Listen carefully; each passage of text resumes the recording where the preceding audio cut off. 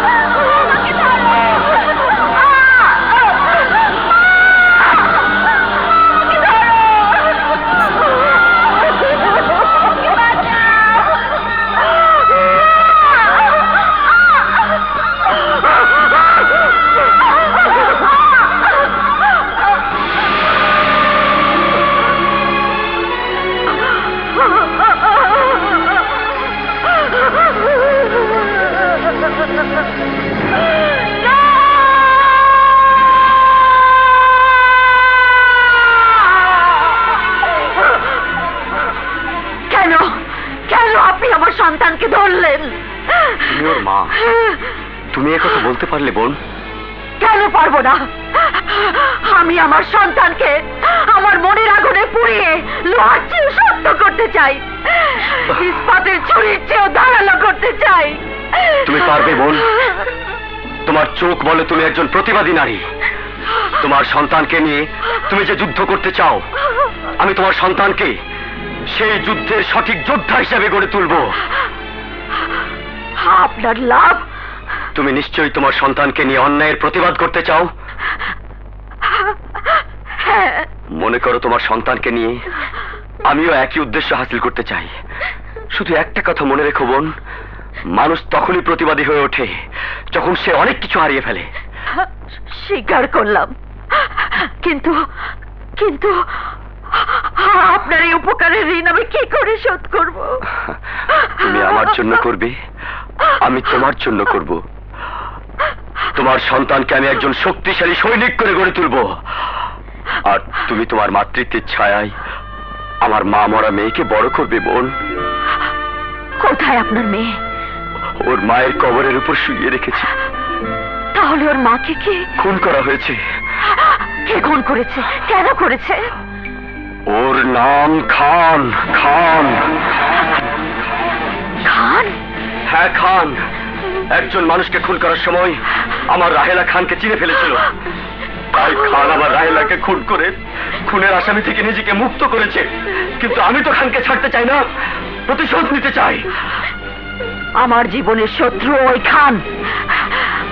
ওই খানের বিরুদ্ধে আমি জিহাদ ঘোষণা করেছি। ভালোই হলো।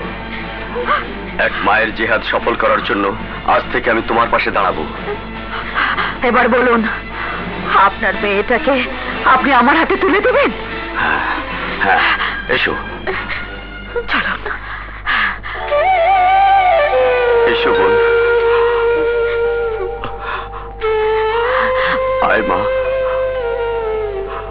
নাও বোন। এসো। আজ থেকে তোকে আমি এমন ভাবে বড় করব, সবাই তোর শক্তির কাছে মাথা নত করবে।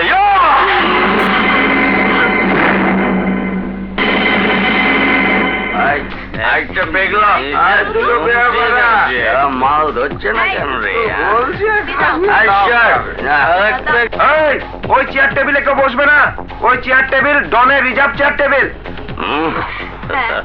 ডন শালা, 2 বছর জেলে ছিলাম বলে এর মধ্যে দেখছি অনেক নতুন মাস্তানের জন্ম হয়েছে। আসতে দে তোর ডনকে, দেখি ও শালা কত বড় মাস্তান হয়েছে।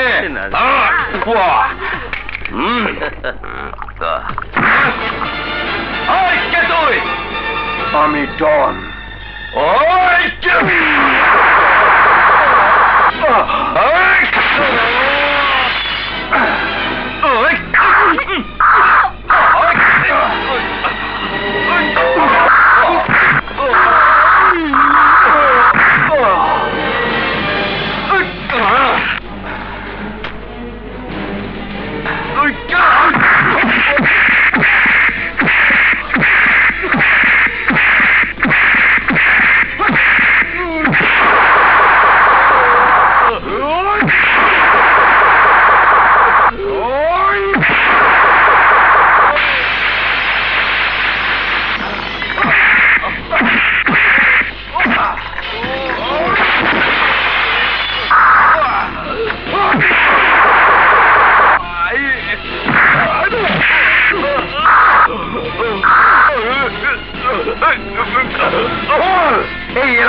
আমাকে? তুই না আমি? বল! বলছি আর তুমি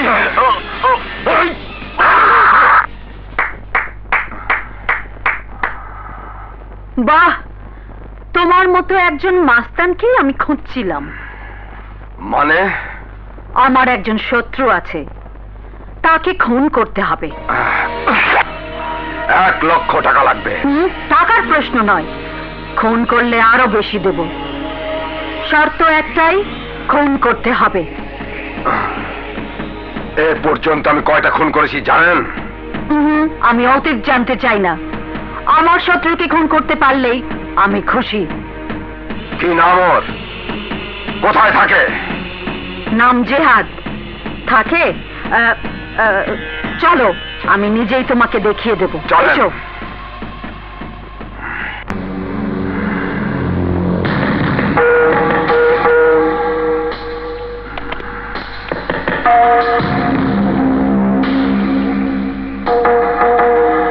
জিহাদ! বেরিয়ে আয়! আমি তোকে কবরে পাঠানোর জন্য 1,00,000 টাকা কন্ট্রাক্ট নিয়েছি।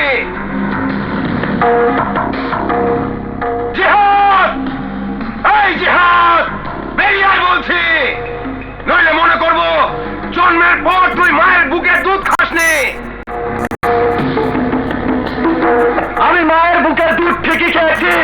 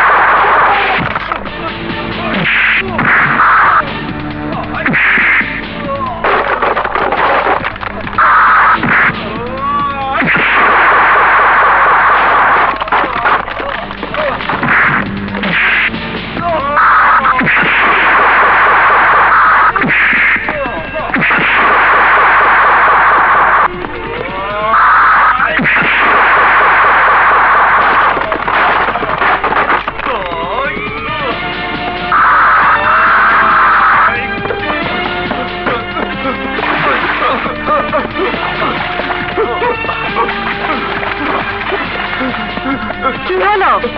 লাশ কোথায়? আমি ওকে খুন করতে পারিনি। আমাকে মাফ করে দিন। জিহাদ আমার চেয়ে অনেক বেশি শক্তিশালী।